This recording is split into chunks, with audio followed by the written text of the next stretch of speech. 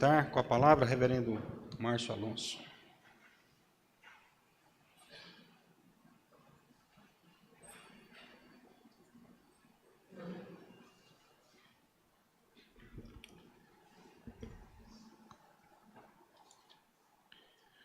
Vamos abrir, meus irmãos, em Gênesis capítulo 12, para fazermos a leitura dos versos 10 a 20.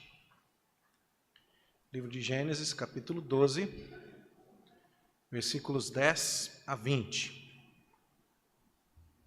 Vamos também fazer essa leitura de maneira alternada. Assim lemos na santa e bendita palavra do Senhor. Havia fome naquela terra. Desceu, pois, Abrão ao Egito para aí ficar, porquanto era grande a fome na terra.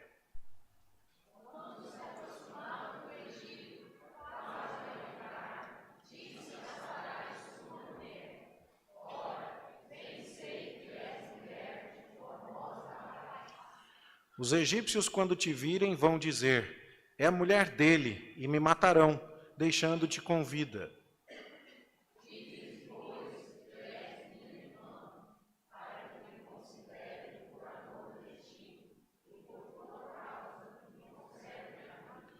Tendo Abrão entrado no Egito, viram os egípcios que a mulher era sobremaneira formosa.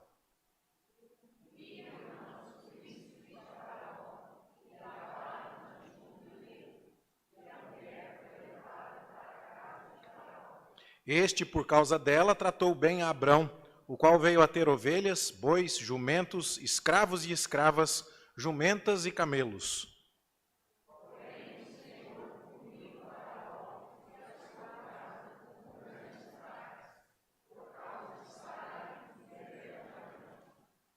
Chamou, pois, Faraó a Abrão e lhe disse: que é isso que me fizeste? Por que não me disseste que era ela tua mulher?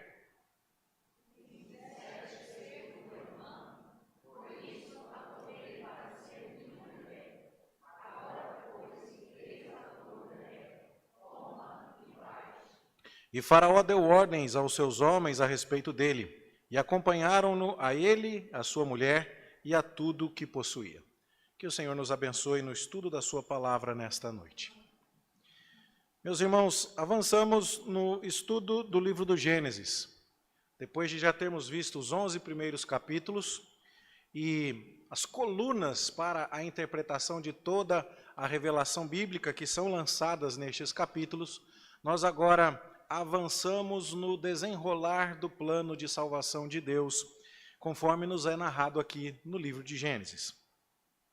E nós vamos perceber aqui que toda aquela estrutura e todos aqueles padrões que foram lançados nos capítulos iniciais permanecem em desenvolvimento. Nós temos dito que o livro de Gênesis tem as verdades em forma de semente, e que a Escritura vai fazendo com que a árvore potencialmente contida naquela semente vá se desenvolvendo. E o que vamos ver aqui é como se mais uma folha, mais um galho desta árvore estivesse agora desabrochando com a chegada de Abraão na narrativa. O que temos visto até aqui é que Deus criou o mundo com o seu poder, para a sua glória, que Deus fez tudo muito bem, e que, no entanto, o pecado entra em cena. Satanás seduz nossos primeiros pais e eles agora estão debaixo de condenação. Soberanamente, Deus vai revelar a sua glória, salvando pecadores e exercendo juízo sobre pecadores. Há uma guerra agora, por causa do que aconteceu no Jardim do Éden, entre aqueles que vão servir a Deus e ser resgatados por ele, a semente da mulher, e aqueles que vão servir a Satanás e permanecer escravizados por ele, a semente da serpente.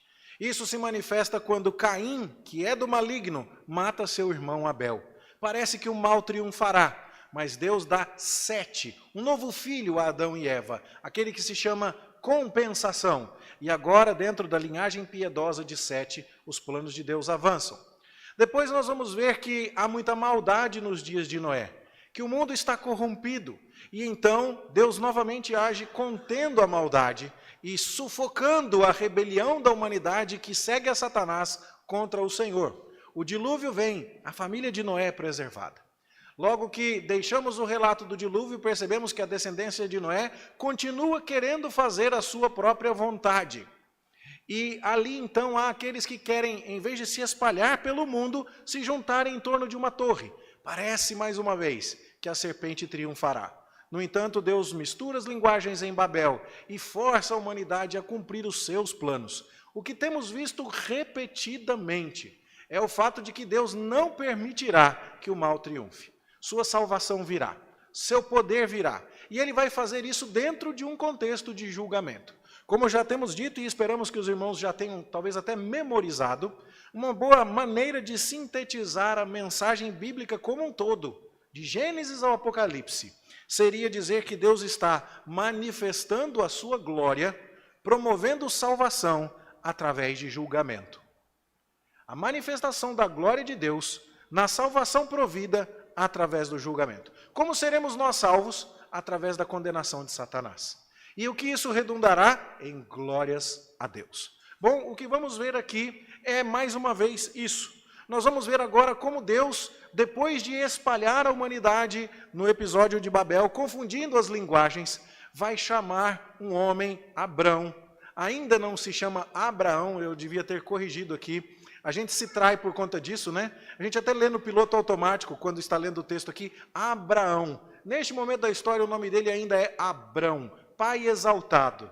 Só mais lá na frente que o seu nome mudará para Abraão, o pai das multidões.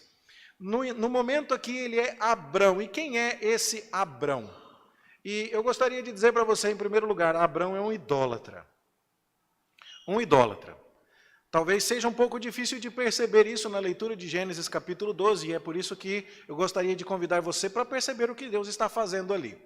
Veja, a gente deve emendar a leitura de Gênesis capítulo 11 e Gênesis capítulo 12, foi o que fizemos na nossa liturgia. A genealogia que começa lá no versículo 10 de Gênesis 11, depois do relato da Torre de Babel, vai ligar a descendência de Sem, o filho abençoado de Noé, até Abrão. E o que nós vamos ver então é que Abrão é dessa descendência abençoada.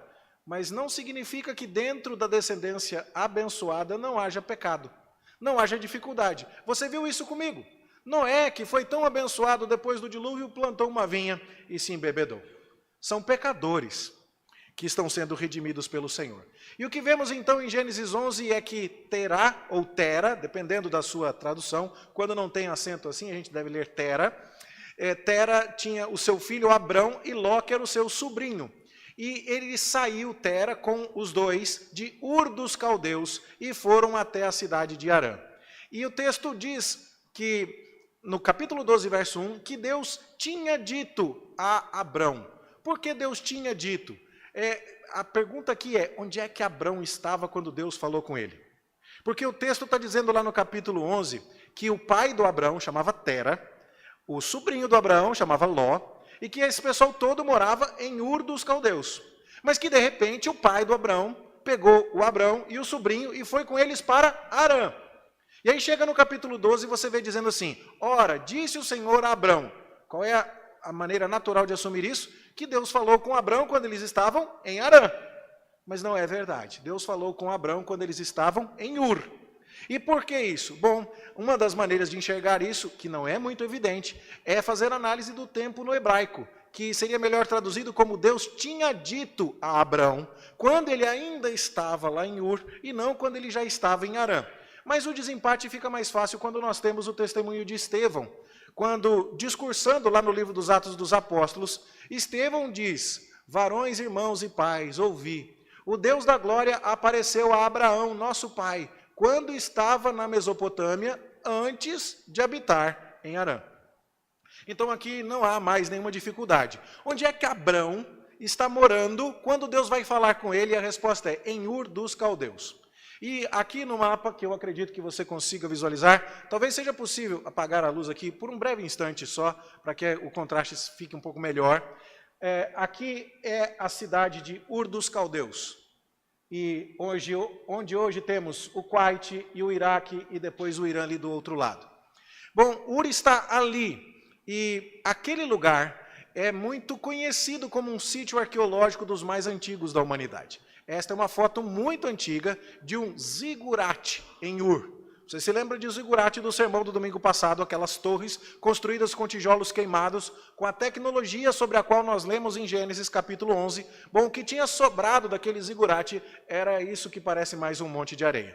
No entanto, você também viu no domingo passado que Saddam Hussein, quando estava no poder no Iraque e se encarregou de reconstruir as ruínas da Babilônia, ele que se considerava um descendente direto de Nabucodonosor. E no ano de 1983, Saddam Hussein promoveu esta restauração do zigurate de Ur. É assim que ele se encontra hoje. E você consegue ver no entorno da cidade, do zigurate de Ur, vários sítios arqueológicos dando-nos ideia do quanto aquela cidade era grande e importante, e isso por volta do ano 2500 a.C., Abrão é por volta do ano 2200, 2100 a.C. Ur era uma cidade tremendamente próspera, e numa reconstrução a gente teria algo parecido com isso que você está vendo aí, dando ideia de uma cidade com o seu próprio santuário-torre, com as suas muralhas fortificadas, com as suas muitas habitações. Não vamos pensar em Ur dos Caldeus como uma terra desprezível, como um lugarzinho qualquer, não. Abrão estava numa cidade importante da Mesopotâmia, daquela região bem próxima à Torre de Babel, onde tecnologia e muita rebelião contra Deus estavam em plena atividade. Também sabemos daquela cidade de Ur que havia muita arte, e esta peça de valor arqueológico incalculável foi encontrada lá em Ur dos Caldeus. É conhecida como o estandarte de Ur, e foi localizada num túmulo real. Não se sabe bem o que é esse estandarte, se é só de enfeite, se serve para alguma outra coisa, se seria uma almofada de encosto ou coisa parecida, mas o fato é que você consegue olhar nos dois lados desta peça uma descrição a respeito dos músicos, você consegue ver uma descrição a respeito dos comerciantes de animais, você consegue ver as carruagens de guerra, você consegue ver os soldados inimigos vencidos, e você consegue ter uma ideia do quanto a vida era próspera em Ur dos Caldeus. Nós não estamos falando de um lugarzinho qualquer, não. Abrão vem de um centro do mundo antigo, e um centro idólatra. Este é o selo de um governante real de Ur.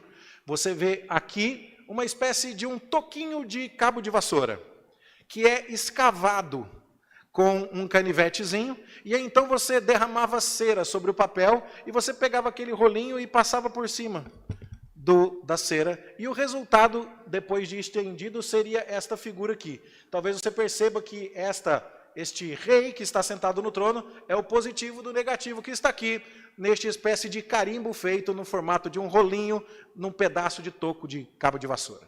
Bom, o importante é que você veja que o Deus adorado em Ur está presente aqui na forma de uma lua. Ur era um local extremamente conhecido como um centro de adoração ao Deus da lua, ou deusa Sim. E o que nós vamos ver é um testemunho disso lá no livro de Josué, no capítulo 24.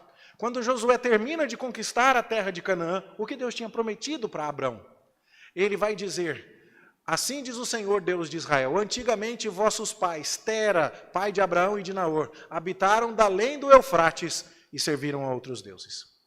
Bom, é importante então termos em mente que Deus está tirando da miséria da idolatria este patriarca da fé.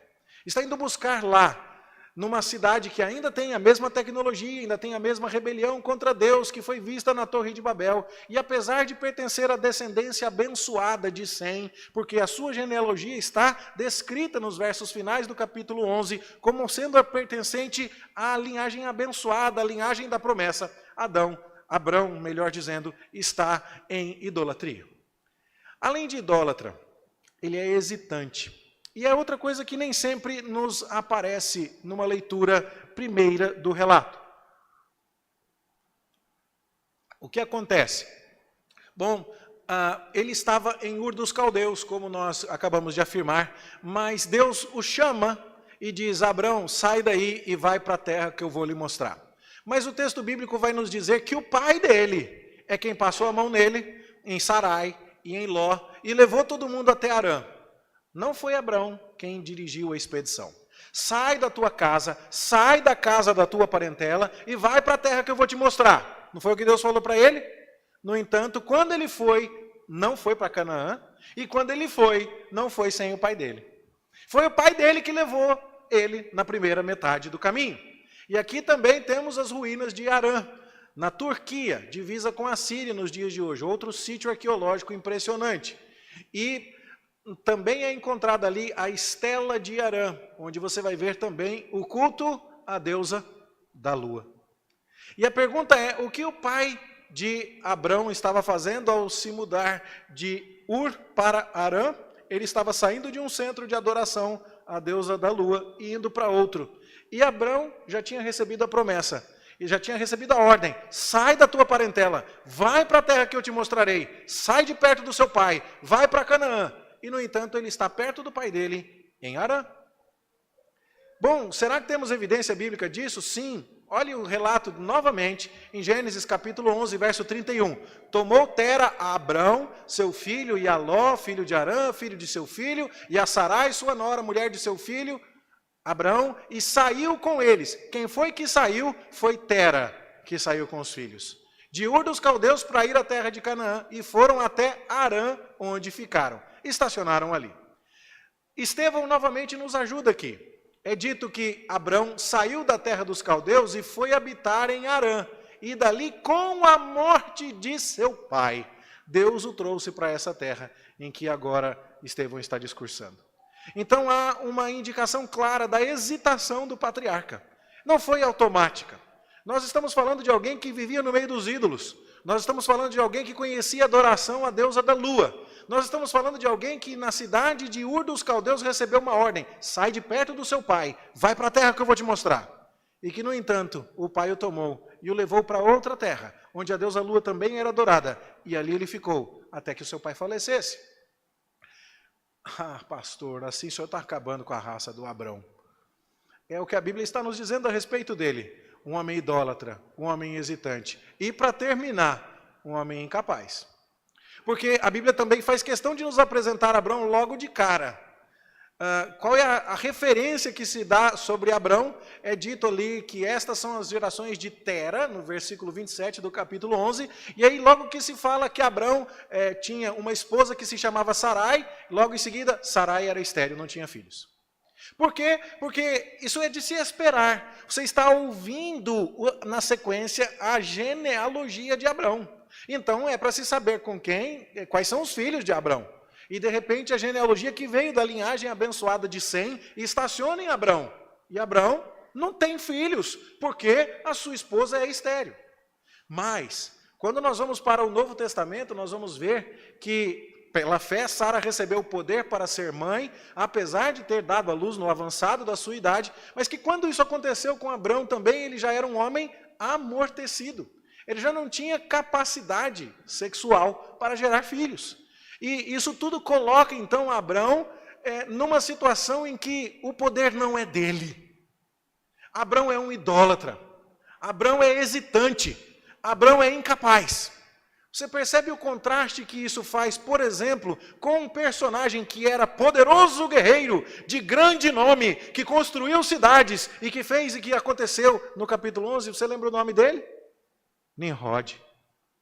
E qual é a diferença entre aqueles que, em seu próprio poder e no braço humano, estão causando e fazendo coisas neste mundo e recebendo grandes honrarias e deixando o seu nome na história, e a história do patriarca?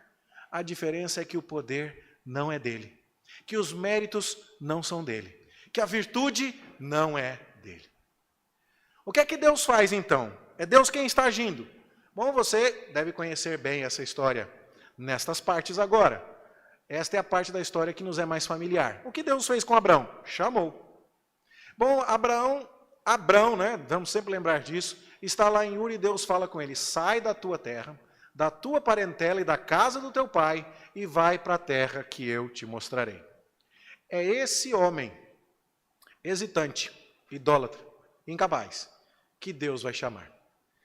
Nós vamos ver que é a esse homem que Deus vai fazer promessas. E enquanto nós caminhamos nessas atitudes de Deus, nós vamos nos lembrando do quanto Deus gosta de usar as coisas mais complicadas.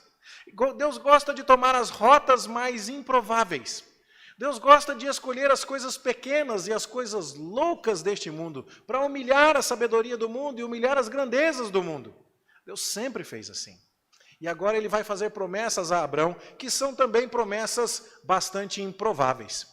Não se trata de Nimrod, valente caçador, que afronta o Senhor, que edifica a Babel, que edifica Nínive e que tem um poderoso nome na antiguidade. Não, trata-se de Abrão, um homem casado com uma mulher estéril, um idólatra em Ur dos Caldeus, um homem hesitante, que não fez o que Deus mandou logo de cara, e esperou papai morrer. E é esse homem que Deus vai chamar e vai dizer, é com você que eu vou fazer uma grande nação. E Deus então vai lhe fazer promessas. De ti farei uma grande nação e eu vou dar à tua descendência esta terra. E aqui fica, portanto, a parte mais saborosa da história.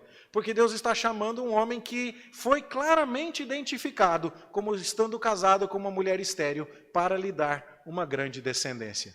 A descendência é dada ao casal estéril. E a promessa de Deus é feita para pessoas altamente improváveis. Se fôssemos eu e você, naquela brincadeira de tirar para o ímpar, joquem pô, para descobrir quem vai jogar no nosso time, para que o nosso time possa ganhar do time adversário na brincadeira de rua, talvez o Abrão fosse o último a ser escolhido. Mas no time de Deus, que pode todas as coisas, que é o Deus do impossível, e que, como nós cantamos, faz que a estéril tenha filhos, abre o mar vermelho para o seu povo passar. Esse Deus a quem nós cultuamos está dizendo a Abrão, é você, quem será pai de uma numerosa nação. E também é dito que Deus daria a terra de Canaã. Naquele momento da narrativa, você vai ver no verso 6 que Abrão está na terra de Canaã, em Siquém. A terra que já pertence aos limites daquilo que Deus prometeu dar a Abrão. E o comentarista bíblico diz, nesse tempo os cananeus habitavam a terra. Bom, você conhece um pouco da ferocidade daquele povo. Você conhece um pouco da atitude contrária a Deus que já está caracterizando as nossas narrativas anteriores ao capítulo 12 e que vai inclusive caracterizar a narrativa quando Moisés manda os 12 espias, séculos mais tarde, para trazerem um relatório da terra. E eles voltam dizendo, dá não, você viu o tamanho dos homens? São gigantes, são muito poderosos. E Deus espera colocar esse homenzinho, hesitante, vindo da idolatria, esse homem incapaz, lá no meio daquela terra, possuída por gigantes, e quando ele está lá no meio, ele fala assim, eu vou dar para a tua descendência. Que descendência, Deus? E eu vou dar essa terra. Como, Deus? Como é que você vai fazer isso? Mas eu vou dar para você e para a sua descendência esta terra. É maravilhoso perceber, portanto, que a terra prometida está ocupada quando é prometida a Abrão.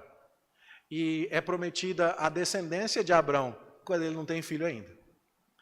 Como Deus nos chama a confiar nele ao lermos esse relato.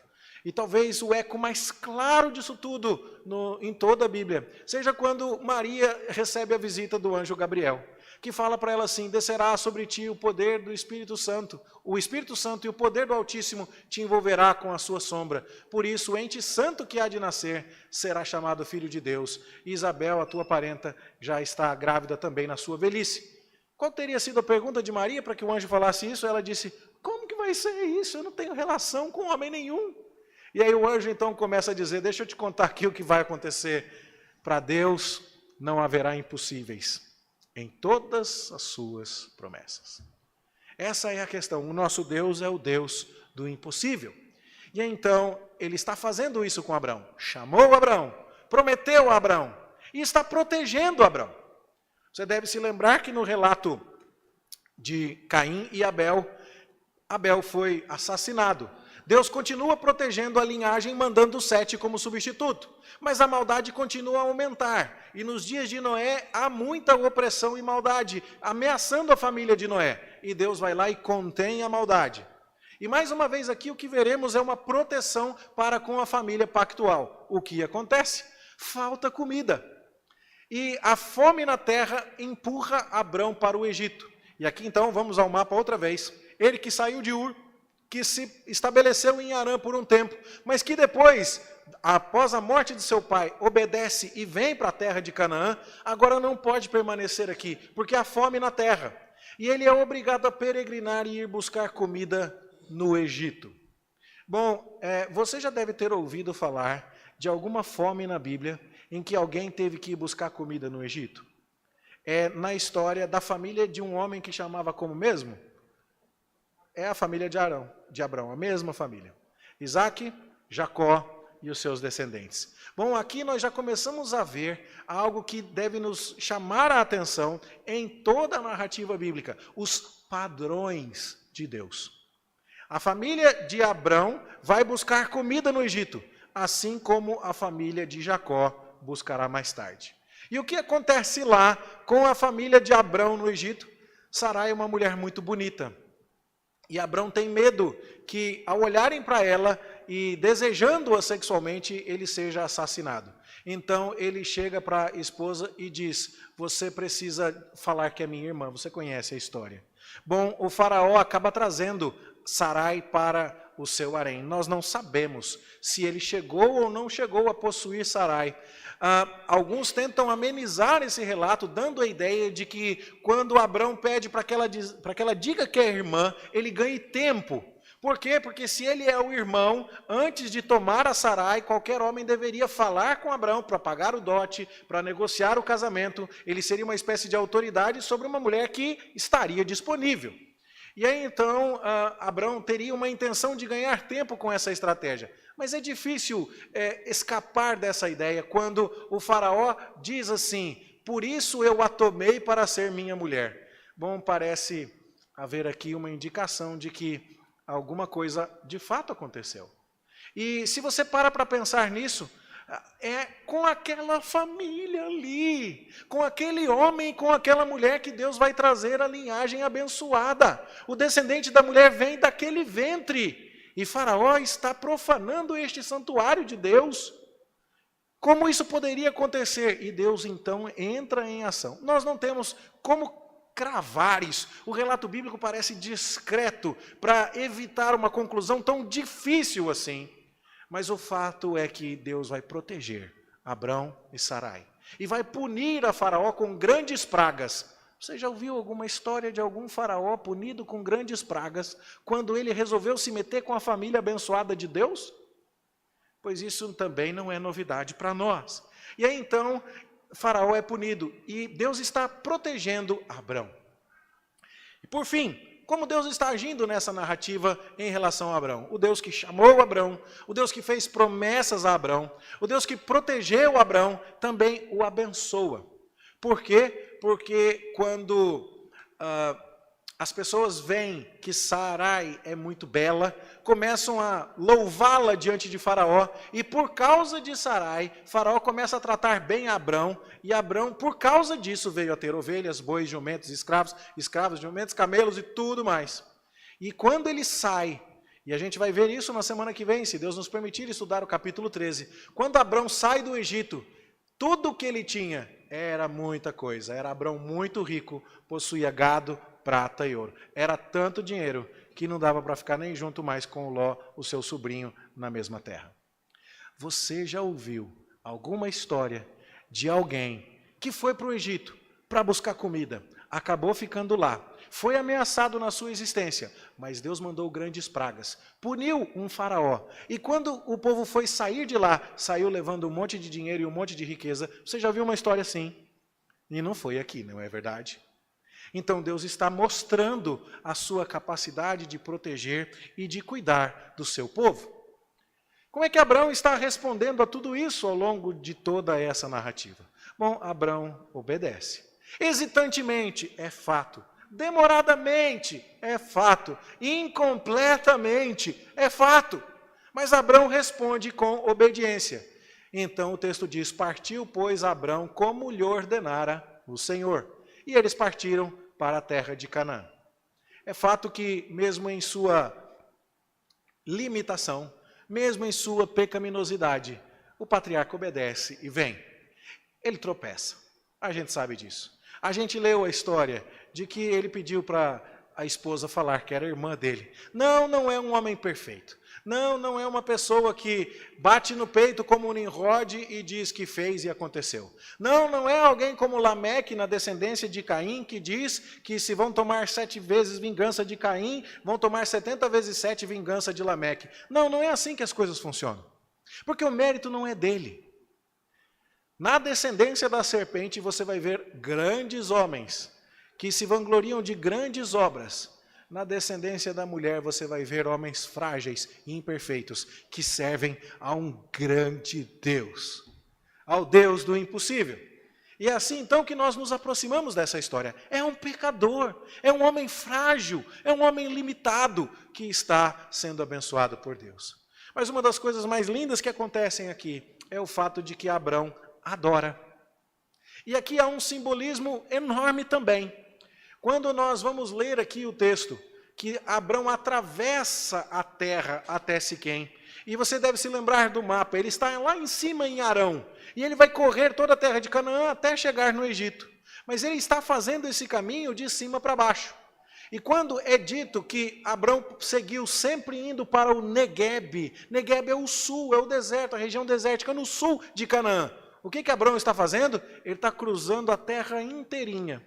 E à medida que ele caminha, o que é que ele encontra? Bom, naquele tempo os cananeus habitavam essa terra. Mas em cada lugar em que Abrão estaciona, Deus aparece com ele e lhe fala: eu vou te dar esta terra, a sua descendência. E ali perto de Siquém, Abrão edificou um altar ao Senhor. Ele passa mais um tanto para baixo, ficando entre Betel e Ai, e ali ele edifica um outro altar ao Senhor e invoca o nome do Senhor. Se você vai depois ao capítulo 13, lá no verso 18, que Abrão vai morar nos carvalhais de Manre, junto a Hebrom, e ali ele levanta mais um altar ao Senhor. Ele está percorrendo toda a terra de Canaã, e onde ele vai, ele levanta um altar. E sempre há menção de carvalhos, de árvores grandes e frondosas, que costumavam ser utilizadas como local de culto para as divindades cananeias. Baal, um deus da fertilidade, muitos outros deuses cananeus eram muito associados à natureza. E numa região de clima mais seco, uma grande árvore era considerada como que uma manifestação da presença divina. E lá naquele lugar, no meio daquela terra, dominada por cananeus, do lado de uma árvore, adorada por cananeus, Abrão levanta um altar e adora a Deus, que acabou de dizer para ele que não tem filho, que ele vai dar aquela terra, dominada por aqueles homens, para a descendência dele. Isso é uma atitude de fé. Isso é um homem que está caminhando, não olhando para as circunstâncias, mas confiando na palavra do seu Deus. E isso é maravilhoso. João Calvino chega a dizer de maneira muito poética que Abrão perfuma com o cheiro do seu sacrifício aquela terra que fedia a idolatria. É como se Abrão dissesse: vocês ainda podem não ver, mas esta terra onde eu estou pisando pertence à minha descendência, que vai adorar ao meu Deus. É uma atitude de fé. E então, nós olhamos para esse patriarca, que veio de uma idolatria, que é incapaz, que é hesitante, mas nós olhamos para ele sendo alcançado por um Deus que o chama, que lhe faz promessas, que o protege, que o conduz. E estamos vendo agora que ele é capaz de responder em obediência, em adoração, em fé, ainda que ele tropece. E o que isso vai nos ensinar como um todo ao longo dessa narrativa? Bom, a primeira coisa é que eu vou aprender muito sobre o povo de Deus e suas falhas. Você conhece alguém que vinha à igreja e de repente aconteceu alguma coisa lá na igreja, que alguém disse A ou B, que alguém fez C ou D, e que por causa do que alguém fez, essa pessoa parou de ir na igreja? Deixe-me te perguntar, na sua opinião, Abrão era bom o suficiente para fazer parte da igreja dessa pessoa? Minha resposta é não. Vacilão! Pensa, falar que a mulher é irmã? Para! Se eu tivesse visto Abrão fazendo isso, chega de igreja. Deus fala com o patriarca: sai da tua terra, vai para a terra que eu vou te mostrar. E ele ainda fica do lado do papai, um tempão. Que isso, gente? Absurdo. Não quero mais saber de igreja. Cuidado. Cuidado porque tem muita gente vindo para a igreja para olhar para as pessoas. Só que esse tipo de coisa é da linhagem da serpente. As pessoas que são descritas em suas virtudes até aqui são Lameque, Nimrod. São eles que têm a tecnologia, são eles que têm a capacidade, são eles que fazem, são eles que acontecem. Na linhagem abençoada da mulher, é o Deus que conduz essas pessoas que está fazendo tudo. E a pergunta que precisamos fazer, portanto, é: estamos vindo à igreja por causa de gente ou por causa de Deus? Não é que não esperemos um comportamento adequado. Sim, Abraão reagiu bem, ele adorou, ele levantou altares debaixo dos carvalhais ali, no meio da terra de Canaã, habitada pelos cananeus. Sim, ele teve alguma reação piedosa, mas ele é imperfeito. Uma irmã muito querida, que eu vou encontrar na glória, tenho certeza, tomava conta de meus filhos para eu sair para namorar com a minha esposa em São Paulo, Dona Eunice. Morreu de câncer. Dona Eunice fazia leite com açúcar queimado e contava a história da Bíblia para o Davi, enquanto eu levava a Priscila no restaurante numa quinta-feira à noite, por volta de 2011, 2012, quase toda semana. Dona Eunice era esquentada, sabe? Mulher de Deus, mas você percebia que a obra da santificação não estava completa ali ainda, que nem a gente falou hoje na escola dominical. É salva, mas é gente. Às vezes as pessoas chegavam para a Dona Eunice e falavam assim: ah, mas eu estou decepcionado com fulano de tal, porque fez isso, porque fez aquilo. E aí Dona Eunice falava assim: e você vai sair da igreja por causa disso? Ela falava assim: vamos combinar uma coisa? O dia que Jesus te decepcionar, eu pego na sua mão, nós duas saímos juntas. Mas enquanto Jesus não te decepcionar, a gente vai ficar aqui porque a gente está aqui por causa dele. Cuidado. Cuidado porque, sinceramente, eu tenho escutado isso demais. Ah, porque aconteceu isso, não sei em tal época, não sei o que, não sei o que, porque não sei o que. Você está olhando para quem? Qual a genealogia que você está olhando com mais carinho e mais intensidade? A ideia dos feitos poderosos e das realizações de alguém grandioso está na genealogia da serpente. A genealogia da promessa está cheia de gente falha, gente de carne e osso, que vai errar, mas vai se levantar, e vai ser perdoada por Deus, e vai ser santificada, e vai caminhar, e Deus vai fazer a obra na vida dessa pessoa. Se um dia você achar uma igreja perfeita, pelo amor de Deus, não entre, porque no momento em que você entrar, estragou. É isso. É isso. Nós precisamos olhar para o povo de Deus, mas em primeiro lugar para o Deus do povo. Tome cuidado. Tome cuidado com suas expectativas moldadas segundo os olhos da serpente e não segundo os olhos da promessa. Porque a glória de Deus se manifesta quando nós é que somos fracos e Ele é que é forte. Bom, isso também vai me ensinar muito sobre Deus e o seu poder. Deus quis fazer as coisas de um jeito que ninguém pudesse duvidar. Imagina você que nós tivéssemos um time brasileiro de segunda divisão aí, que fosse disputar um jogo amistoso contra o campeão da Champions League. Eu sei falar de futebol no máximo até aqui. Não entendo, não conheço, não domino, não torço para time nenhum. Todo mundo quer falar: pastor, para que time você torce? Não torço. Mas imagine você, um time de segunda divisão aqui do Brasil, indo disputar um jogo contra o campeão do maior campeonato mundial que tiver. E aí Deus fala assim: eu vou jogar com o time desfavorecido. Deus gosta de fazer assim. Deus gosta de escolher as coisas pequenas para envergonhar as grandes. Deus gosta de escolher aquilo que parece louco para envergonhar a sabedoria do mundo. Deus mandou o seu filho Jesus para nascer numa terra que tinha sido devastada pelos assírios, a Galileia dos gentios, desprezível. De Nazaré pode sair alguma coisa boa? E a resposta é: saiu o que de melhor já pisou nesse mundo. E Deus está fazendo isso. Por quê? Para que fique claro que a glória não é nossa. Por que eu posso ter a esperança que Deus vai abençoar a Igreja Presbiteriana do Jardim América? Porque agora nós temos músicos que estudaram na Academia Real de Sua Majestade, Rainha Elizabeth, para tocar no culto? Porque agora tem um pastor que fez o curso não sei das quantas? Porque agora os bancos foram feitos de madeira na marcenaria fulano de tal? Não é isso que está acontecendo aqui. Se Deus é quem está abençoando, não importa a limitação que nós tenhamos, a glória é dele e a obra é dele, e ele fará. Isso vai nos ensinar, portanto, que por demasiadas vezes nós confiamos no braço do homem e prestamos atenção em coisas que são secundárias. A Bíblia não é um livro do que os homens fizeram. A Bíblia é o livro que nos conta o que Deus fez e está fazendo no mundo. E sabe o que Deus está fazendo? Ele está construindo uma história linda, uma história poderosa, com os recursos mais frágeis, com os personagens mais desprezíveis que se possa imaginar. A glória é dele e o poder é dele. E a gente não pode duvidar disso. Nós precisamos nos lembrar que Deus está manifestando a sua glória ao trazer salvação através do julgamento. Bom, nós também podemos aprender muito sobre Deus e os seus padrões. Há um campo da teologia que está sendo muito desenvolvido nos últimos anos, que é o campo de minha maior afeição. Chama-se teologia bíblica.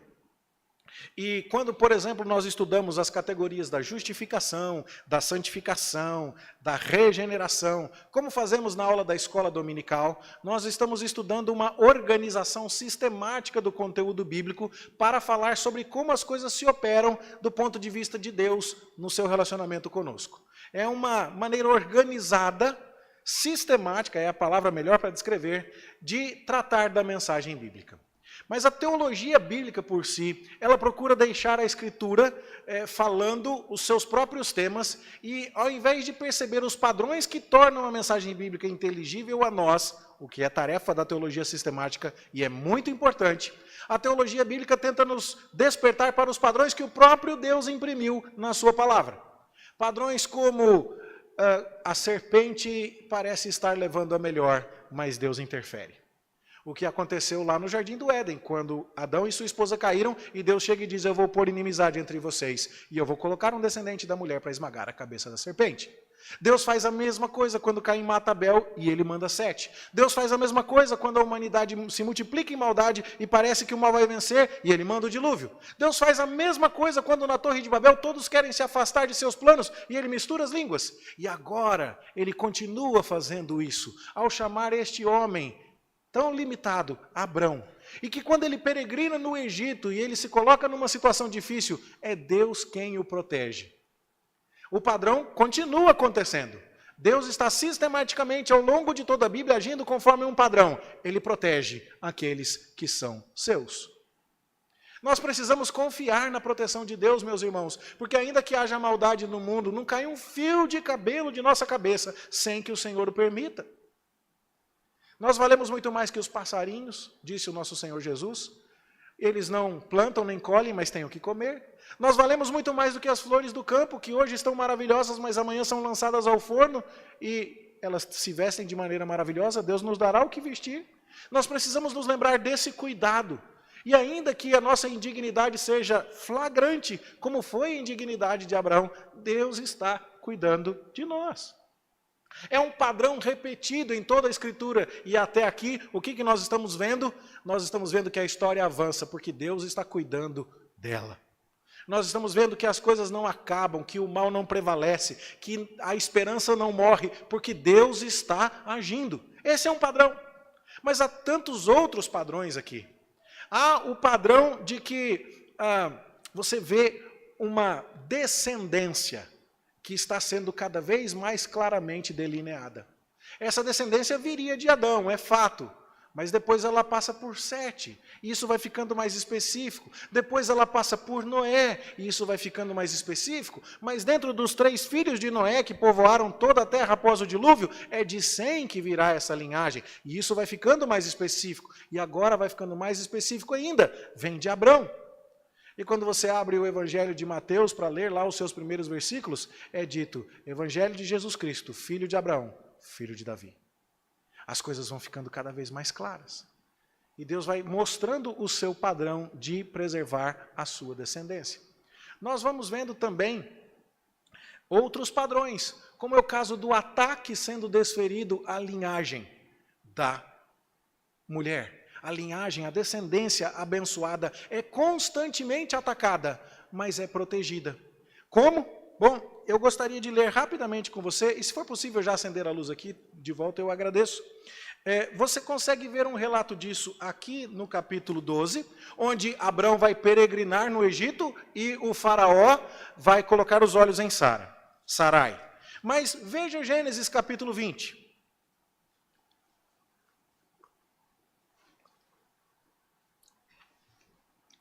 Olha lá. Partindo Abrão dali para a terra do Neguebe, habitou entre Cádiz e Sur e morou em Gerar. Disse Abraão, aqui ele já mudou de nome, Abraão de Sara, que ela também já mudou de nome, não é mais Sarai, sua mulher, ela é minha irmã. Alguém já viu alguma história assim? Né? Assim, pois, Abimeleque, rei de Gerar, mandou buscá-la. Alguém já viu uma história assim? Bom, e aí você vai ler essa história e o que vai acontecer? Vai acontecer que Abraão vai sair de lá protegido, que a linhagem abençoada não vai ser molestada e que ele vai sair de lá abençoado, cheio de riquezas. Bom, e aí então você vai para Gênesis capítulo 26. E você vê sobre Isaac na terra dos filisteus. E aí você vê o seguinte, sobrevindo fome à terra, aí você fala, opa, eu já li isso aqui em algum lugar. E então é dito, além da primeira, a vida nos dias de Abraão, então já fica bem claro que esse padrão já é conhecido do leitor, foi Isaac a Gerar, avistar-se com Abimeleque, rei dos filisteus.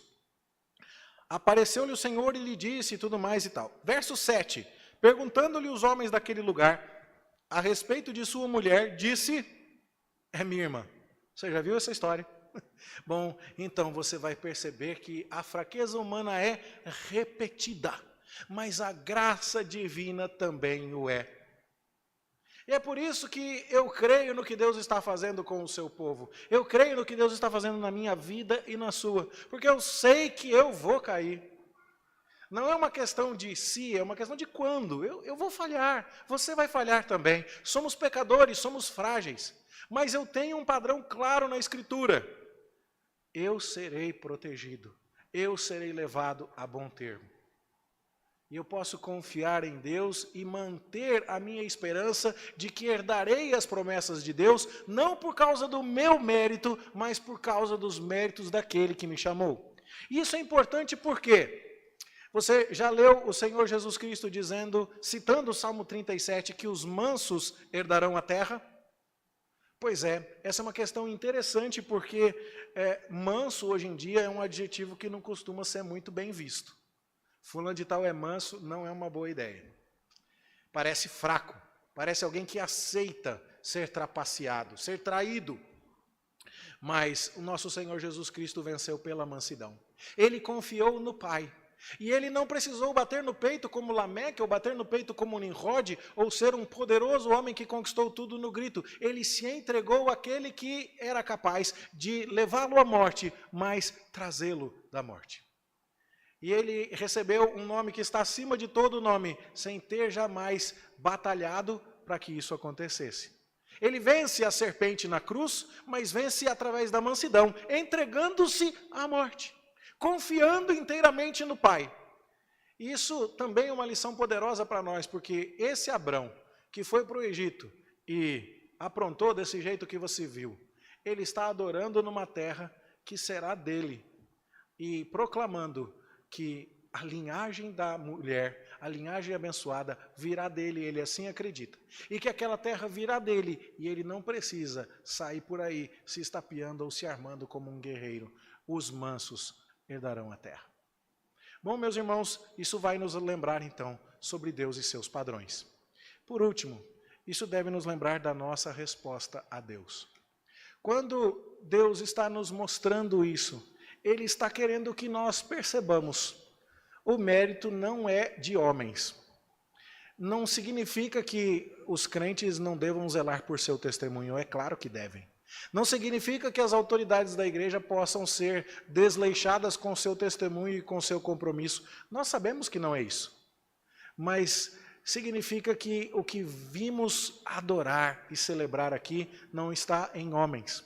Nós vamos observar imperfeições. Mesmo no melhor dos crentes entre nós, nós haveremos de observar imperfeições. Mas nós estamos adorando e servindo ao Criador. Então, nós faremos o quê? Nós faremos como Abrão. diante de dificuldades, diante de promessas que ainda não foram cumpridas, diante de impossíveis que se apresentam aos nossos olhos, como Deus haverá de resolver isso? Nós podemos caminhar pela fé. Abraão não chegou a herdar a terra em pessoa. O máximo que ele veio a desfrutar foi comprar uma caverna em Macpela, onde ele pudesse enterrar sua esposa Sara, a essas alturas. Ele sepulta sua esposa naquela terra como uma declaração de confiança nas promessas de Deus. Ele adora naquela terra como uma declaração de confiança nas promessas de Deus. E a pergunta que nós precisamos nos fazer é: como estamos, ao nosso modo, testemunhando a respeito da nossa esperança? Como é que nós vivemos a nossa semana? Nós vivemos a nossa semana querendo parecer Nimrod? Nós vivemos a nossa semana querendo dizer: o que eu preciso eu arranco é no grito, e o que é meu eu vou lá e tomo, e por causa de minha competência, de meu braço e do meu poder eu consigo isso? Ou nós paramos e dizemos: hoje eu vou adorar, hoje é o dia de estar na casa do meu Deus, hoje é o dia de comparecer diante do altar do Senhor e de adorá-lo e trazer a minha vida como oferta de amor e sacrifício.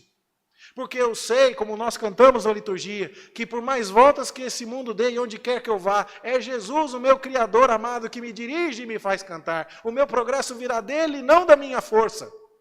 Mas se fizermos assim, o dia do Senhor terá para nós um sabor especial de alegria e de privilégio. O tempo na casa do Senhor, de estudo na palavra do Senhor, de comunhão com o povo do Senhor, tem para nós o sabor da eternidade. Quando essas coisas não estão alinhadas para nós assim, nós com muita facilidade trocamos os prazeres do povo de Deus, da comunhão que temos com o Senhor, com os nossos irmãos, do estudo da sua palavra, da vida de oração, de busca dos recursos de santificação, para pensar com a cabeça da descendência da abençoada da mulher. E passamos a nos especializar em técnicas do mundo passageiro e transitório. Nós não estamos respondendo adequadamente a um Deus que nos chamou em nossa indignidade.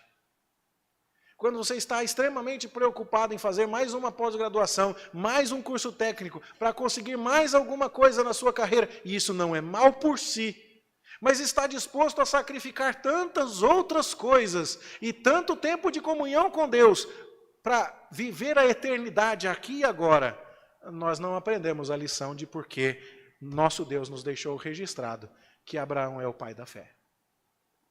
Nós precisamos aprender com isso.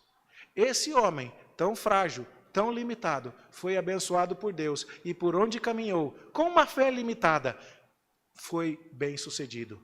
Recebeu as promessas, confiou no seu Deus e adorou. Como é a sua vida de oração?